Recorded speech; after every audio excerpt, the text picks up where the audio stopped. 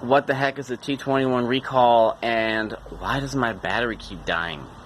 For some of you, the dying battery will be much more important than what the heck a T21 recall is. But for others of you, well, you'll know. So basically, the T21 recall is when Mercedes realized, maybe it was Dodge, but I think it was Mercedes, realized that the engine computer, the ECU, learns and adapts to the sensors as they change over time. And unfortunately, well, depending on how you look at it, the mass airflow sensor can actually be bad, but the ECU is so has adapted to it that it doesn't even realize that it's bad. So for emissions, it makes it out of emissions compliance. Well, they realized this, and they had to go back in and reprogram the ECU a little bit. I don't know what exactly they do, but that's basically the gist of it.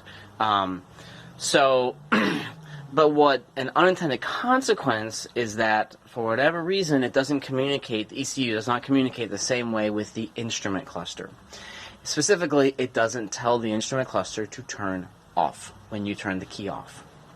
So what happens is you turn the key off and the little dash light is on, and you leave the van and you expect the light to turn off, but it never does. And overnight or a couple of days, it kills your battery. And so you're stuck. Next time you go to get your van or go drive your van, you're stuck with a dead battery. Technically, the dealership should have caught this, and they should have replaced your instrument cluster along with the T21 recall, and it would not have been any cost to you at all. However, I've seen way too many vans that people have brought to me and say, I can't, the battery keeps dying, and this is what's happening. And I hear about it. I read about it online. I hear people talking about it. So it's a thing that dealerships are not catching it for one reason or another. Now, you can always go back to the dealership and say, hey, you guys got to fix this. But a lot of people don't know that. They don't understand. And so I get people who just buy vans, or who just bought a van, and this is happening. And I'm like, this is the reason why the owner sold it in the first place, because the battery kept dying. They had dumped a bunch of money into it, taking it to different mechanics. Nobody could figure out why the battery kept dying, and they just it was too much of a hassle. They decided to get rid of it.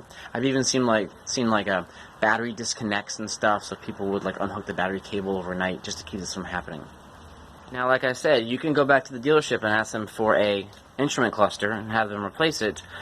Except for the fact that I've been told by a couple different people that there is a nationwide shortage of T1N instrument clusters.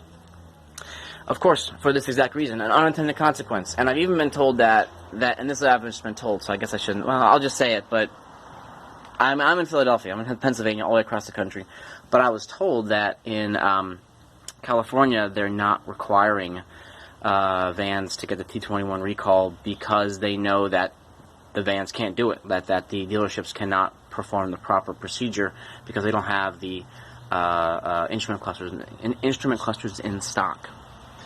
So now you're wondering, how do I fix it? What do I do? Well, it's really, really easy, and I'm going to show you. You can do it. You don't need anything to do it. Just you. To watch. In I don't know, 04, 05 Sprinter, it doesn't really matter because they're all kind of the same. But the engine's running, as you can see, check engine light's not on, and what normally happens is you turn the key off, engine turns off, light beeps because the door's open, the dash light stays on for 30 seconds, that's what normally happens, and then it turns itself off because it gets a signal from the ECU, hey, turn off. On the vans with the T21 recall that has not been done correctly, that does not turn off, right? And that's what kills your battery, okay? So here's how to make sure you turn it off. It's really, really simple. The van is running, and ready, here we go. So you turn it off, turn the key back on, off, on, off. Pull it out. That's it. That's it. In 30 seconds, that light will turn off. Now, obviously, this van doesn't have the failed recall issue, so it will turn off anyway. But as I'm sitting here talking to you and we're waiting on it, you'll see the light turn off. If you have a van that you suspect had the T21 recall on it and your battery keeps dying and you can't figure out what's going on, this is probably the issue. And that's exactly how you do it. Basically, all I did was oh, there it goes, see? After 30 seconds, and turned off. That's what every van should do. the failed T21 recall, if when they didn't replace the instrument cluster, it won't do that. That light will never turn off. Basically, what I'm doing is by turning it on, off at the end there, is I'm just sending the signal somehow to the instrument cluster to turn off. Got it? I told you it was easy. Listen, I have a website, Facebook videos, Instagram, YouTube channel, Million Mile Sprinter. Right, millionmilesprinter.com or Million Mile Sprinter. Check out my videos. Check out my stuff. Right now, January 2nd, 2020, we're uploading about one video a day.